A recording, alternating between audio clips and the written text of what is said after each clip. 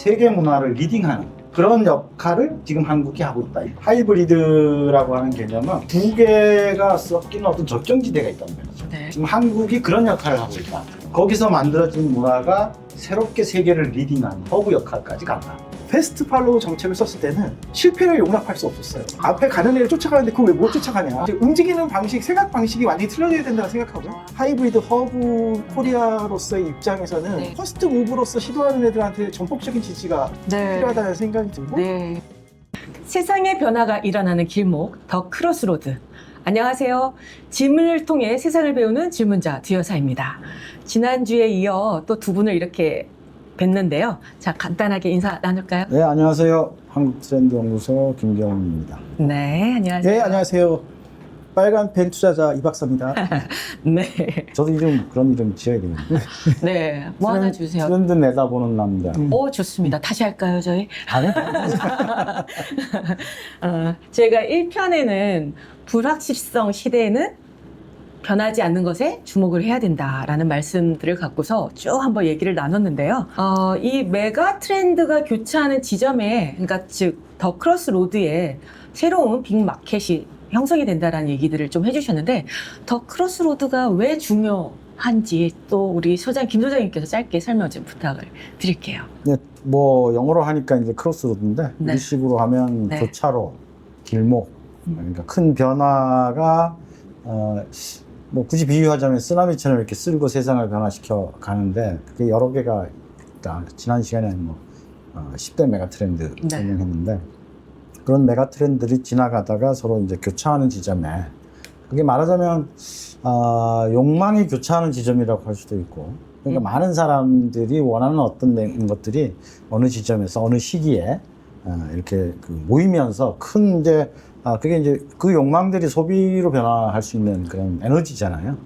그래서 거기에 큰 빅마켓이 열린다. 큰 시장이 열린다. 그래서 우리가 트렌드라고 하는 비교적 이 불확실한 시대에 확실한 미래, 그런 확실성을 보장하는 변화의 길목에 큰 시장이 열리니까 우리가 그쪽을 미리 관심을 갖고 들여다보면 좀 미리 이렇게 기다릴 수가 있겠죠. 그 메가 트렌드에 대한 정의를 조금 다시 한번 해주시겠습니까? 사실 이제 메가라는 건 큰 개념인데 또 다른 정의를 좀 하고 계신 것 같아서.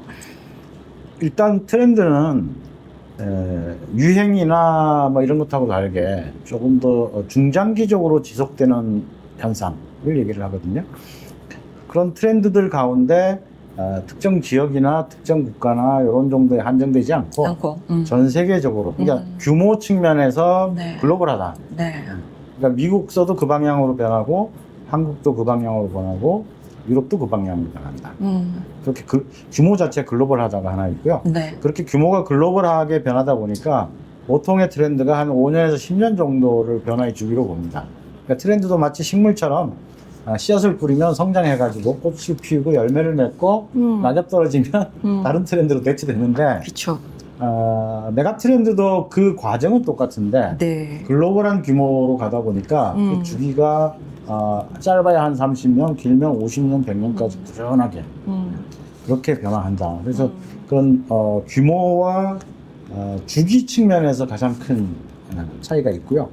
그 정도로 규모가 크다 보니까 그 메가 트렌드 안에서 시기마다 또 새로운 그러니까 큰 방향은 같지만 그 안에서 작은 또 새로운 트렌드들도 계속해서 생겨난다. 네. 그래서 이런 큰 트렌드가 저희 모임 이름이 빅피처인데 빅피처 그릴 때 글로벌하게 이렇게 크게 움직여주는 몇 개의 큰 메가 트렌드에 대한 이해를 기본적으로 하고 있으면 미래에 대한 그림의 밑그림 같은 것들을 미리 그릴 수 있는 그런 장점인 거죠. 그런 차원에서 비즈니스를 하시는 분 입장에서는 이 밑그림이라는 얘기는 너무 중요하고 그게 이제 사업을 구상하는 데 있어서의 바탕이 돼야 되는 건 맞는데 이게 본격적으로 비즈니스 사업 아이템을 잡을 때는 너무 큰 그림이잖아요. 이런 우리가 얘기하는 메가 트렌드나 더 크로스로드를 이해하는데 비즈니스를 준비하는 사람들한테는 정말 필요한 내용일까요? 일단 두 가지 관점에서 봐야 될 것 같은데요. 하나는 원래 그 사업은 실은 싸게 사서 비싸게 팔면 되거든요. 그럼 어느 시점이 싸고 어느 시점이 비싸지는지를 예측해야 그러니까요. 되거든요. 네. 투자라는 것도 똑같이 싸게 그냥 투자의 가장 기본은 싸게 사서 비싸게 팔면 되는 겁니다. 그게 참 쉽지 않죠.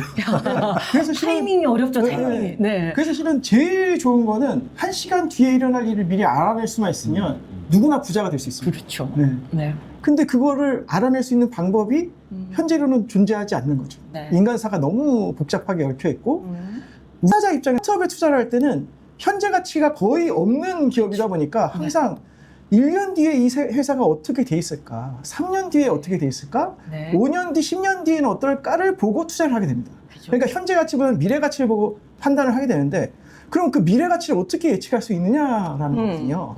그러면 그 스타트업이 해결하고자 하는 세상의 문제가 뭐냐? 그게 되게 중요한 이슈가 되는 겁니다. 네. 근데 그 문제가 앞으로 올 어떤 이런 큰 세상의 변화랑 맞아떨어지느냐. 이걸 아는 게 되게 중요하게 되는 거죠.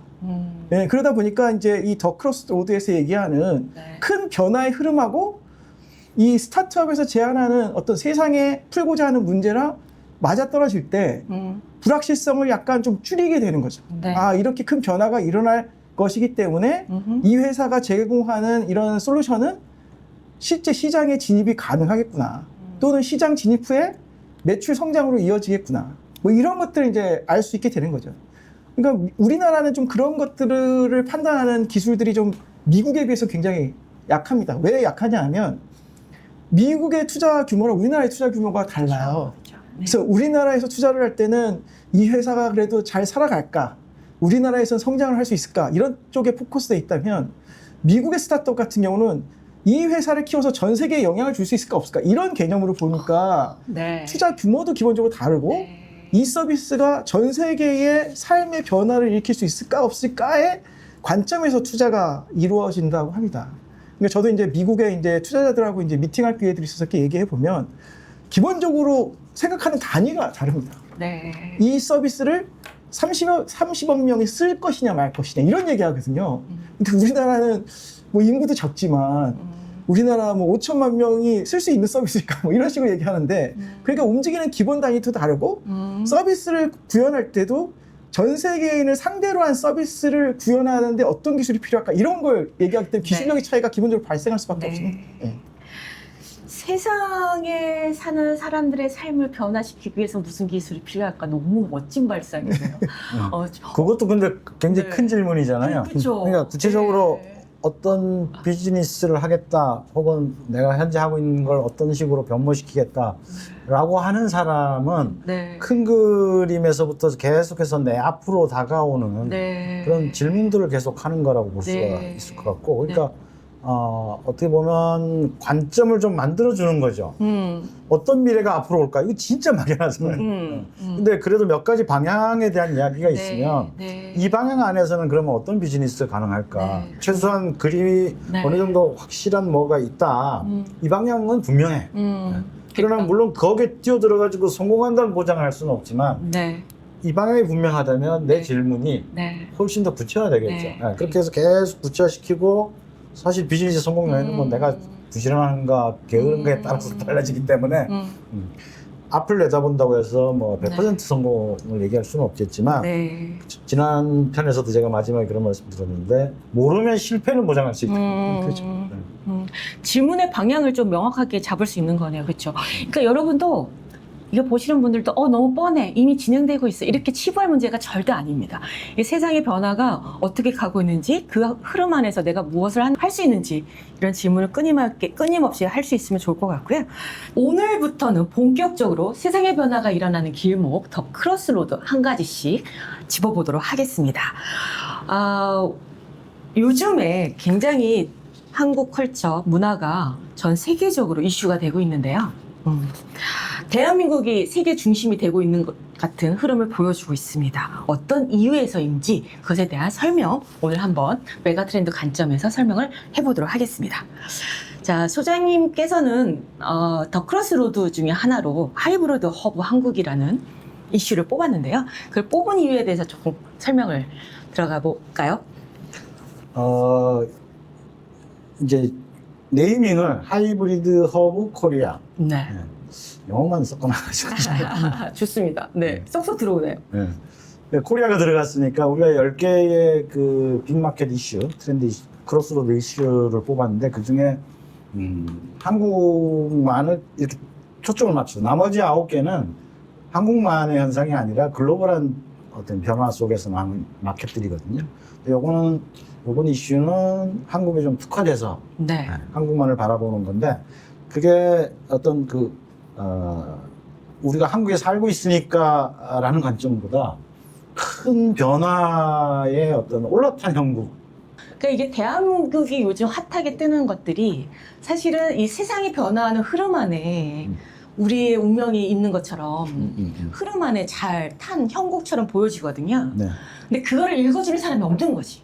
그냥 그동안 K-팝이다, K-푸드다 이런 하나의 현상으로 해석을 하다 보니까 도대체 왜 이런 현상이 일어나? 라고 해석을 할 때 그냥 각계각층에서 저마다 해석을 하고 있는 것 같거든요. 네. 근데 오늘은 이 자리에는 이게 그냥 일어난 현상이 아니라 세계 변화 흐름 안에 한국에 올라탈 수밖에 없는 그 그림을 우리 소장님께서 한번 설명을 해보도록 하겠습니다. 네. 그러니까 하이브리드 허브 코리아라는 용어 안에 이 용어가 갖고 있는 특징이 이제 들어있는데, 맨 마지막에 코리아니까 결국 한국 얘기다 이런 거고. 네. 하이브리드라고 하는 개념은 글로벌하게 이제 문화나 경제나 이런 게 하나의 흐름을 갖고 움직이잖아요. 근데 지난 100년간 200년 이렇게 보면 글로벌하게 어떤 리딩하는 문화권들이 있어요. 그런 권하고 또 단지 이제 쫓아가는 이런 문화권이 또 있잖아요. 그렇죠. 그럼 그 두 개가 섞이는 어떤 적정지대가 있단 말이죠. 네. 지금 한국이 그런 역할을 하고 있다. 그러니까 글로벌을 리딩하는 어떤 문화적 흐름하고 쫓아갈 수밖에 없는, 아직 예를 들어서 충분히 이제 발전하지 못해가지고 그런 상황에 있는 나라나 사람들 사이에 두 개를 연결해주는 역할을 하고 있다. 그런데 그 연결이 단순하게 그냥 중간에 잠깐 멈췄다가 지나는 그런 중간 기찻길 역할이 아니고, 거기서 만들어진 문화가 새롭게 세계를 리딩하는 허브 역할까지 간다. 그러니까 서로 다른 문화권 혹은 선진 문화 혹은 따라가는 문화의 어떤 접경 지역에서 그걸 합쳐서 새로운 문화를 만들어가지고 세계 문화를 리딩하는 그런 역할을 지금 한국이 하고 있다. 이게 이제 하이브리드 허브 코리아라는 말 안에 담긴 뜻이다. 이렇게 볼 수가 있습니다. 한국말 그 다음에? 근데 끝까지 가기를 바라셨구나. 아니요. 근데 이게 변화 흐름을 왜 이게 될 수밖에 없는 이유를 설명을 해주셔야 될 것 같긴 하거든요. 네. 이거를 이제 메가 트렌드 관점에서 보면, 그러니까 우리가 국뽕이 차올라서 설명하면 한국이 워낙 잠재력이 뛰어나고, 김구 선생님께서 이미 얘기했듯이 한국 문화는 위대하다. 또는 한국적인 것이 세계적인 것이다. 이런 특징으로 얘기할 수도 있지만, 물론 그런 특징이 없는 건 아니죠. 그런데 왜 우리가 흔히 어떤 사람의 성공에 의해서 그렇게 얘기를 하잖아요. 그 사람이 충분히 노력을 했지만 운칠이죠. 그렇죠. 운하고 맞아서 네, 그럼요. 됩니다. 네. 그러면 그 운이라는 건 내가 통제할 수 없는 외부 조건에 변하잖아요. 그렇죠. 그것 중에 하나가 뭐냐면 제가 이제 메이저 아시아라고 이름 붙인 메가트렌드적 변화. 지난 산업혁명 이후에 한 300년간의 변화를 보면 지구 문명의 리딩 역할을 하는 문화권의 중심이 계속해서 서진해 왔어요. 네. 산업혁명 시대는 유럽을 중심으로, 그러다가 19세기 후반 넘어가면서 그게 서진해서 미국 쪽으로 나왔고, 지난 한 100여 년간 이상 미국이 전 세계적인 어떤 문화의 중심지 역할을 했는데, 그게 다시 서진해서 아시아 쪽으로 지금 넘어오고 있습니다. 네. 그 큰 흐름을 메가트렌드로 메이저 아시아라고 얘기를 하는데, 한마디로 얘기하면 향후 10년, 20년 내에 아마 전 세계 소비의 절반 이상이 이 아시아 쪽에서 일어날 거고, 이렇게 소비의 중심지로만 변하는 게 아니고 생산기지로서도, 그 생산기지도 예전에 중국산 저가 제품으로서만이 아니고 고퀄리티의 어떤 하이 테크놀로지 제품들도 아시아 쪽에서 생산하는 것들이 세계로 퍼지는, 그러니까 생산과 소비 모든 쪽에서 글로벌 비즈니스와 문화의 중심지로 미국에서 이쪽으로 지금 서진해 오고 있는 이 메가 트렌드의 최전선에 하필 성장 발전하고 있던 한국인이 있는 거죠.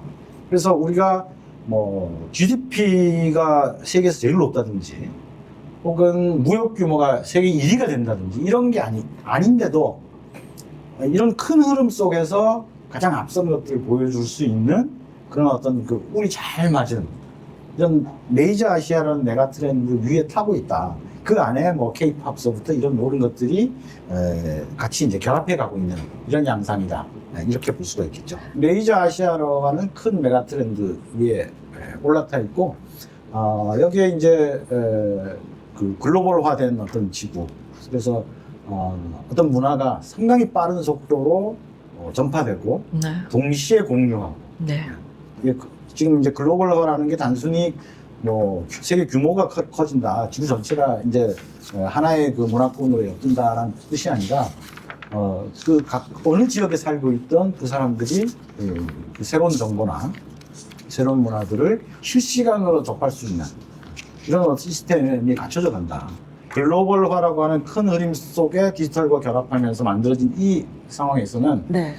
우리 반드시 이 디지털 네트워크는 동시성의 특징이 있죠. 여기다 일단 올려놓으면 동시에 전 세계적으로 확산될 수 있어서 한국이 가지고 있는 어떤 새로운 특징이나 또 새롭게 만들어진 어떤 문화가 올려만 놓으면 전 세계적으로 동시에 확산될 수 있는 이런 인프라가 갖춰진 거. 그러니까 아시아 쪽으로 넘어오는, 이렇게 서진에서 넘어오는 거랑 한국이 그런 나라들 가운데 한 나라인데 이 나라가 가진 어떤 그 문화적인 어떤 새로움, 또 특징, 또 뭔가 이렇게 그 창의적인 어떤 콘텐츠들, 이런 것들이 이제 이렇게 글로벌 수준에서도 상당히 높은 어떤 퀄리티를 자랑하다 보니까 메이저 아시아라는 큰 흐름 속에서 이 글로벌 스탠다드의 시스템들을 가지고 한국 문화가 이렇게 올라타는 그런, 그러니까 운이 따라준 이런 어떤 그 흐름 속에 있다.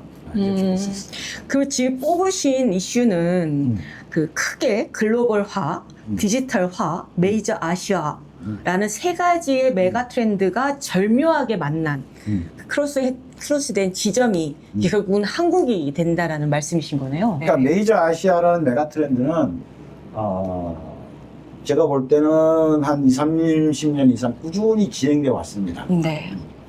그런데 메이저 아시아로의 과정에서 디지털화, 자동화 같은 글로벌화 같은 다른 트렌드들하고 만나기 시작하면서 예를 들어서 그 한 20, 30년 전에는 미국에서 어떤 일이 일어난다고 하더라도 그런 어떤 그 정보 교류의 장이 활성화되지 않은 시점에서 별로 이렇게 알지 못하고 그냥 신문이나 뉴스로 접하는 정도 수준이었잖아요. 근데 그 사이에 이게 실시간으로 보고 듣고 할 수 있는 어떤 시대로 변했단 말이죠.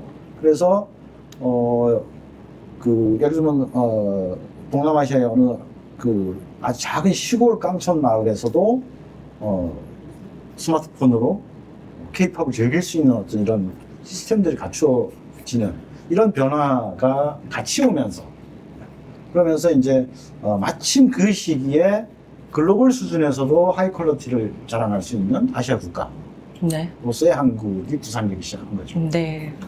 근데 저는 그 아까 뭐 오늘 얘기했지만 온도 준비하는 사람한테 찾아오는 거 아닙니까? 그래서 저는 개인적으로 윤석열 정부 이전에 K-팝, K-푸드를 중심으로 해서 K를 붙이려는 모든 노력들이 전 사회적으로 있었던 것 같아요. 우리만의 것을 되게 만들려고 했던 것들이 있는데 어떻게 좀 보세요, 이 박사님은?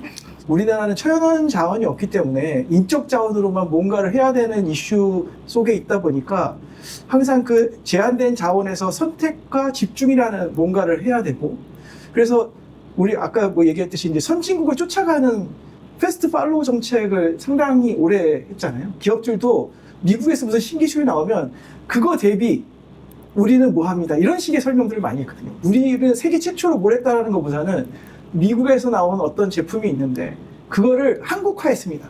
한국의 단어에 맞게끔 한국화했다 그래서 굉장히 한국화라는 단어를 상당 기간 써왔거든요.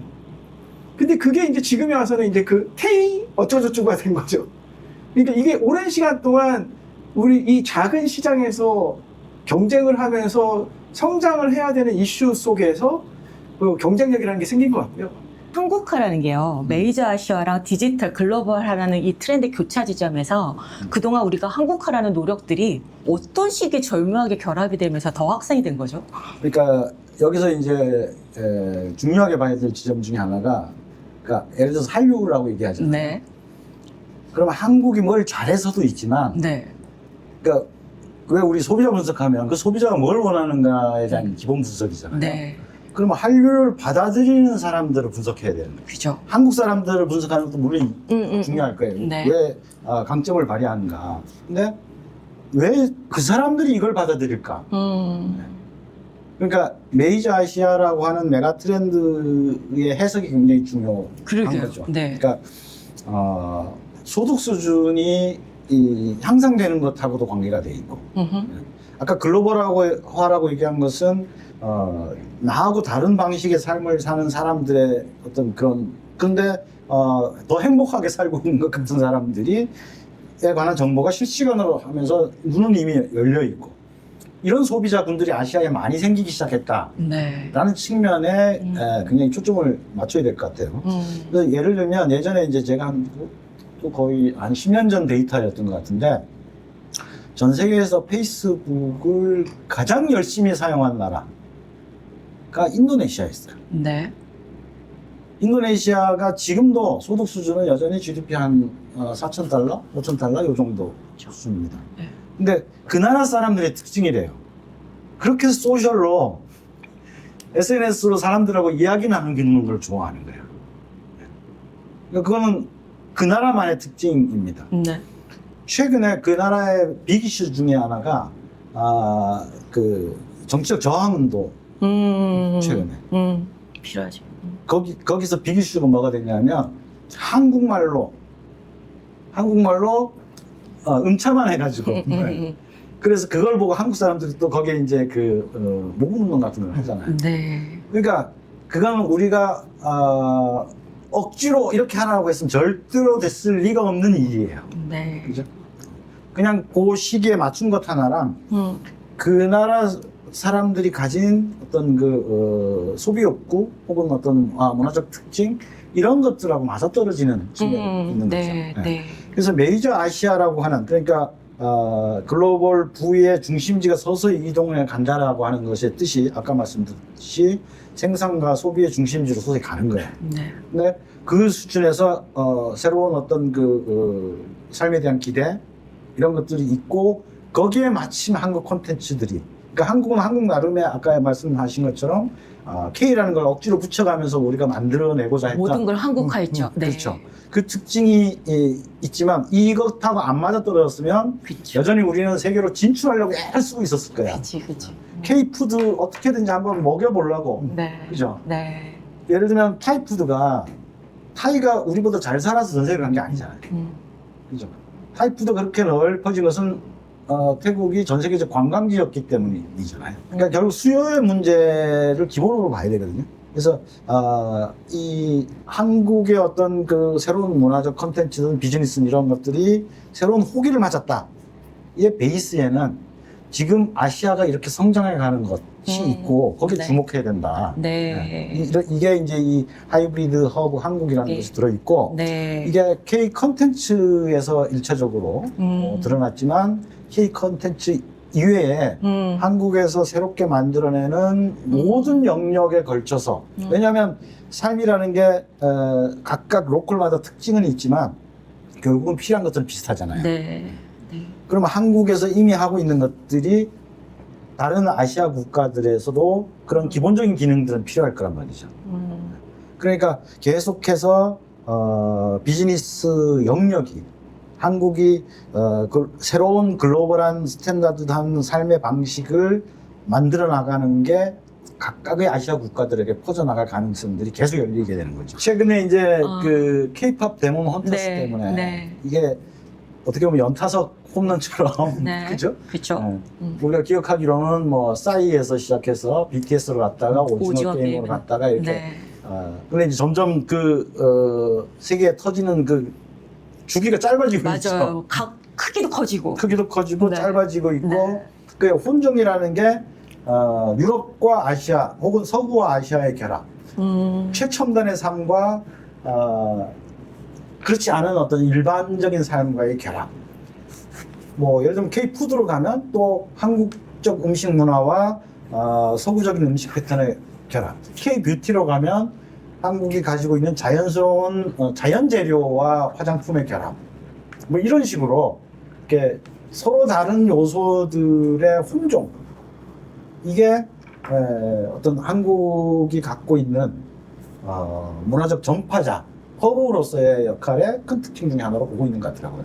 그래서 그런 것들이 향후에도 지속적으로 이 아시아와 함께 성장하는 어떤 그 속에서의 비즈니스로 큰 역할을 하지 않을까 이런 생각이 들어요. 근데 어쨌든 어떤 문화든 한국에 들어오면 믹스시켜서 한국화시키고 그걸 우리화시켜서 우리가 즐기는 거는 일부러 K라는 이름을 붙이기 전에도 그럴 수밖에 없었던 어떤 오랜 역사적인 배경들을 갖고 있어요. 네.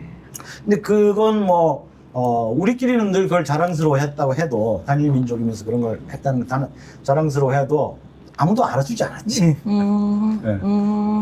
그러니까 이 부분에서 항상 우리가 유의해야 될 게 이제 최근 들어서 이렇게 한국 문화가 융성되니까 한국 문화 안에서 장점을 찾으려고 하는 노력이 커질 수밖에 없는데 네. 그건 사실 한계가 있는 거예요. 그거는 오래 못 가. 예를 들어서 일본은 우리보다 한 20, 30년 앞서서 그런 경험을 먼저 한번 했었단 말이에요. 그리고 지금도 뭐 애니메이션은 여전히 일본이 세계적 강자잖아요. 일본 문화 전 세계에 퍼져서 스시 가게 없는 데가 없고. 그런데 한 10년, 20년 이상 그렇게 유지되지는 못했단 말이에요. 그냥 이제 지금은 그냥 일본을 잘 알고는 있지만 지금 한국 문화처럼 이렇게 막 중심지로 모이고 있지는 않단 말이죠. 네. 한류도 얼마든지 그럴 수가 있을 거예요. 그러니까 어떤 문화적인 어떤 욕망의 대상들은 그 중에 중요한 요소 중에 하나가 신선함이에요. 새로워야 돼. 네. 힙하다. 그런 거 있죠.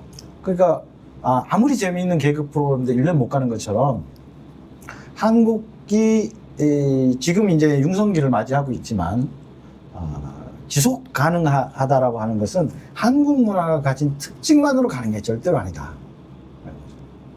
계속해서 변화하면서 예를 들어서 지금 이제 우리가 메이저 아시아라고 했는데 메이저 아시아는 최소 30년 이상 갈 거예요. 앞으로. 그러니까 지금 중국은 이제 GDP 이제 1만 달러 수준에 가 있죠. 그럼 중국이 한 3만 달러까지 간다고 생각해 보세요. 그리고 예를 들면 인도네시아가 지금 한 5천 달러인데 얘네가 15,000, 2만 달러 정도 간다고 생각해요. 인도네시아만 이제 인구가 거기가 3억? 3억이 넘나요? 넘죠. 네. 거기에 1만 5천 달러 정도로 가면 경제 규모가 아마 일본 수준까지 갈걸, 전체 규모는. 그 다음 필리핀도 1억, 베트남도 1억. 그런 식으로. 거기 이 수요가 소득 수준이 향상돼 가면서 계속해서 커갈 거예요. 그럴 때 한국이 그들의 수요와 어떻게 맞는가의 문제가 훨씬 더 중요한 거죠. 그래서 저는 하이브리드 허브 코리아 밑에 있는 메가 트렌드를 이해를 해야 되는 이유가 우리가 얼마나 이래서 이렇게 잘났다, 강점이 있다라고 하는 것은 전적으로 상대적인 것이다.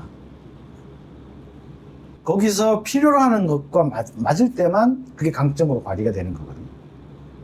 그래서 그 부분에 주목하지 않으면 지금 운이 많아서 올라탄 수준에서 한 10년으로 끝날 수도 있는 거죠. 이동이라는 관점에서는 충분히 그렇게 갈 수는 있는데 사실 하이브리드 허브 코리아 정도 붙일 정도면 K컬처, K뷰티, K푸드만으로는 한계가 있다고 생각이 들고 있거든요. 그러면 굉장한 다양한 산업군에서도 허브로서의 역할을 한국이 할 수 있다는 가능성을 보고 계시는 건가요? 지금 대표적인 예가 예를 들면 의료 분야. 의료, 네. 네. 지금 의료 관광이 굉장히 큰 규모로 성장해 있거든요. 네. 그러니까 그냥 의료가 아니고 의료 플러스 건강이라는 게 붙인 데 주목을 할 필요가 있는 거죠. 네. 한국이란 나라를 경험하고 새로운 한국 문화, 새로운 한국들을 들여다보는 것과 한국의 의료 분야에서 앞서 있다는 것들이 결합돼 있는. 걔도 크로스로드네. 그렇죠. 네. 그러니까 그게 이제 하이브리드 허브의 한 영역, 의료와 건강이 결합해가지고 한국이 그렇게 되는 것도 있고, 그다음에 한국이 이미 만들어 놓은 선진화된 시스템이 아시아 각국이 자발적으로 받아들이는 그런 부분들이 있을 수가 있죠. 그런 사례들은 몇 가지 우리 교수님이 잘 알고 아실 것 같은데. 그러니까 이게 우리나라 아까 말씀드렸듯이 실은 이 천연자원이 없기 때문에 경쟁이 일단 기본적으로 치열해요. 그러니까 뭘 해도 경쟁이 치열해요. 그러다 보니까 이 속에서 살아남은 어떤 뭐 인력이나 기술 등이 그러니까 글로벌한 기준을 맞출 수 있게 된 거죠. 네. 그러니까 뭐 예를 들어서 우리나라 뭐 대표적인 게 이제 이 뷰티 의료 분야에서도 뷰티 분야가 이제 발달이 많이 되어 있는데 그게 이제 워낙 인력들 간의 경쟁이 치열하다 보니까 외모 자체가 경쟁력으로 네, 나타나는 이런 현상, 사회적인 현상이 있고 그게 실은 의료 파트의 그 시장을 굉장히 키우는 효과를 일으킨 거죠. 그래가지고 그러다 보니까 우리나라 성형외과가 글로벌한 거의 어떻게 보면 표준처럼 자리를 잡았고 그게 실은 바이오 산업까지 연계가 돼가지고 이 신약 개발이나 이런 쪽에서도 우리나라 이제 이 성형과 관련된 뷰티에 관련된 신약들이 우리나라가 제일 빨리 개발이 되고 있거든요.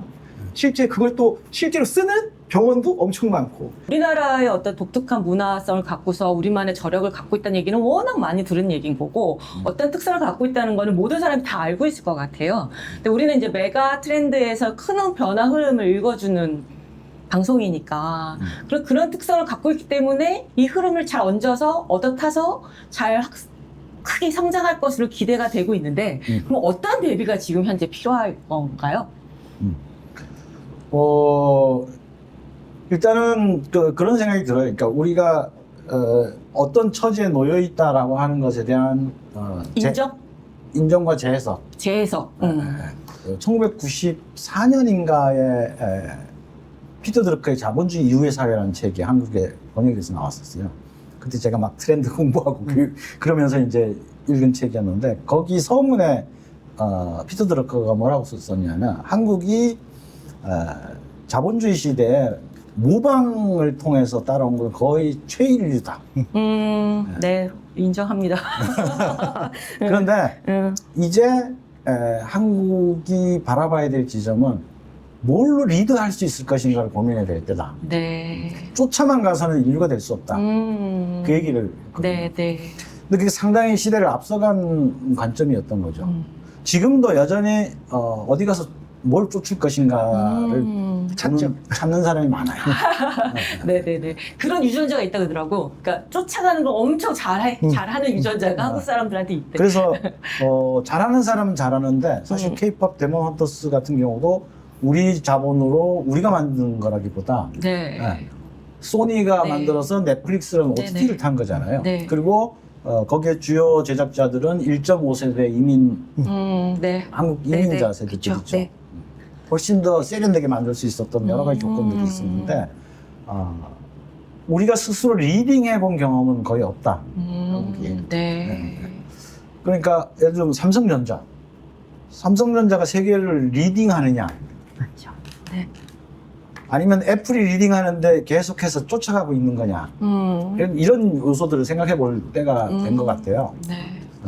그러니까 리딩은 없는 데서 길을 이렇게 만드는 거고 있는데 잘 쫓아가는 거하고 굉장히 많은 부분에서 네. 다르다는 거죠. 네. 제가 말씀드리는 거는 따라가고 모방하는 거하고 네. 리딩하는 것의 차이가 네. 굉장히 크다. 네. 그래서 우리가 한없이 국뽕에 차 있지만 예를 들어서 학술이나 이런 쪽에서 보면 학술이나 다른 어떤 그 오리지널 컨텐츠들의 생산 뭐 이런 영역에서 보면 글로벌하게 리딩하는 분야가 아직 별로 많지는 않아요. 네. 이렇게. 그러니까 그거를 만들어 나가고자 비즈니스도 그래서 그런 면에서 비슷할 것 같아요. 네. 쫓아가는 게 아니라 네. 앞서서 먼저 뭘 해보자라고 네. 하는 어떤 그 입장의 변화. 네. 네. 좋은 지적인 것 같습니다. 그 예전에는 쫓아가는 것만으로도 충분히 우리나라에서 역할을 했었는데 지금은 변화 흐름이 이제 이쪽으로 오고 있기 때문에 그렇죠. 거기에 그리고- 맞춰서 역할을 바꿔야 네. 되는 거네요. 그리고 네. 예를 들면 그 안에는 이런 것도 있어요. 새로 사업을 시작하는 분이다. 그러면 머릿속에 네.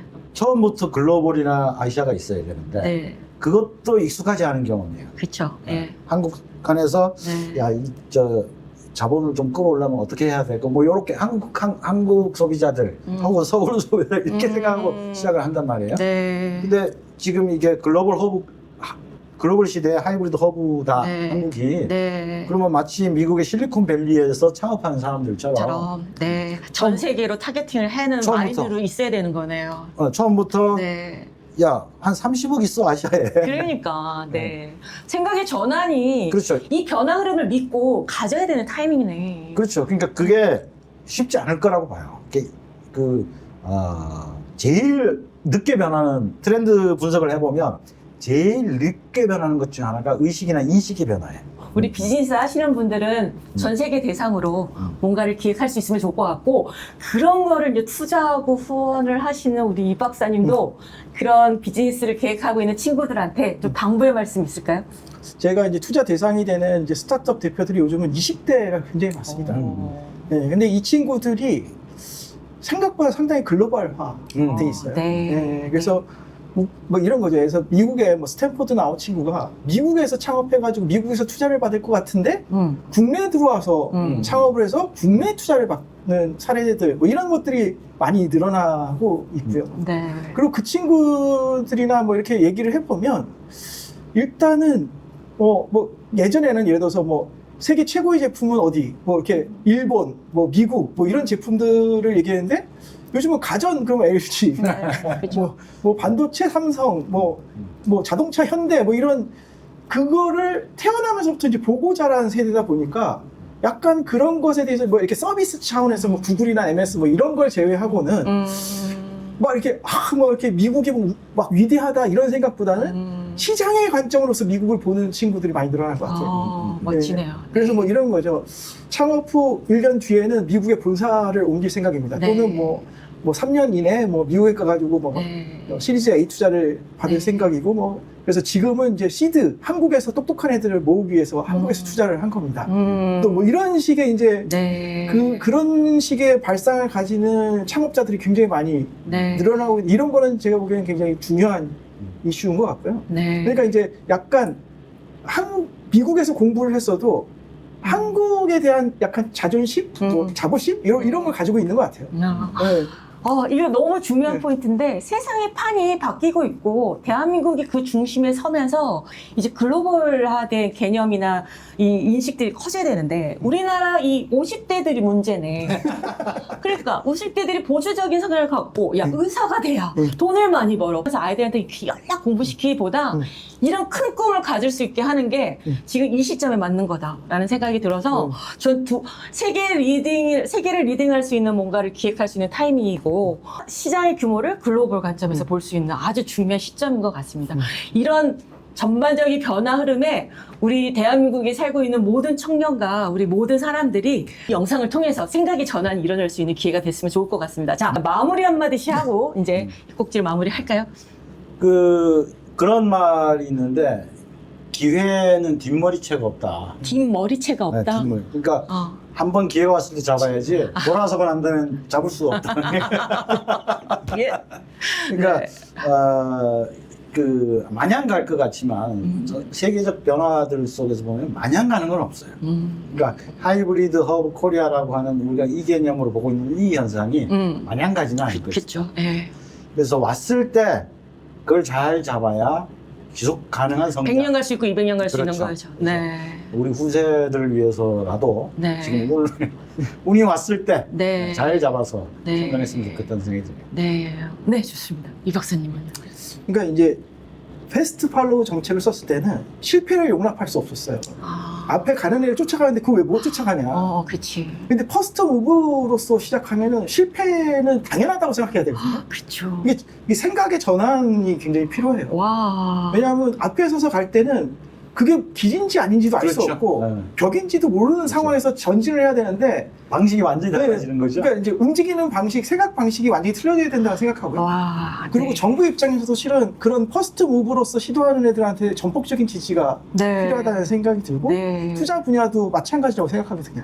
실패를 용인하지 않고 네, 이전에 네. 이 문화, 이 정신적 문화를 완전히 가감히 버려야 되는. 네, 그렇죠. 그러네요. 이제 새로운 네. 시도를 하는 친구들을 응원해야 되고, 네. 네, 그 친구들이 어떤 일을 벌일지는 아무도 예측할 수 없거든요. 그러니까. 그래서 네. 그런 일을 하는 친구들한테 적극적으로 지원해주는 문화가 필요하다. 네. 이거는 부모님들의 음. 자녀들에 대한 생각부터 바꿀 필요가 있어요. 네. 스카이캐슬식이면 안 안 되겠네. 되겠네. 네. 왜냐하면 기존의 교육 방식은 네. 패스트 팔로우 정책에 따른 맞아요. 거거든요. 이제 맞아요. 퍼스트 무버가 돼야지만 되는, 그래야지 네. 글로벌 시장을 네. 나갈 수 있는 이렇게 네. 되기 때문에 네. 지금 딱 이 하이브리드 허브 코리아로서의 입장에서는 네. 퍼스트 무버를 어떻게 네. 양상할 것이냐, 네. 이게 되게 중요하다고 생각합니다. 제가 94년에 한국인 트렌드 쓰면서 트렌드 연구를 시작했는데 그때만 해도 야 한국이 퍼스트 무버 이런 그러니까. 네. 30년 만에 엄청 바뀌었는데 음. 그 바뀐 거에 우리도 적응해야 돼요. 그렇죠. 예. 지금 말씀하신 것처럼 뭐 앞서서 나가는 건 굉장히 많은 모험이 필요. 맞아요. 그러니까. 네, 네, 네. 그럼 그 모험을 용인해주고 모험을 부추기고 실패해도 또 서게 만들어주는 이런 사회문화 인식들을 네. 만든다는 게 참 네. 어려운 과제입니다. 그것도. 그렇죠. 경쟁에서 이기는 것이 정답이 아닌 사회일 수 있습니다. 여러분들도 한 번 더 앞서서 생각하고 그런 젊은 20대 청년들을 응원할 수 있는 그런 어떤 건강한 어른 세대들이 많이 있었으면 좋을 것 같습니다. 더 빨리 한국이 더 중심이 될 거라고 생각이 드네요. 자, 그러면 오늘 세상의 변화가 일어나는 길목, 더 크로스로드를 읽어주는 오늘 방송을 마치도록 하고요. 자, 그럼 안녕할까요? 네. 안녕.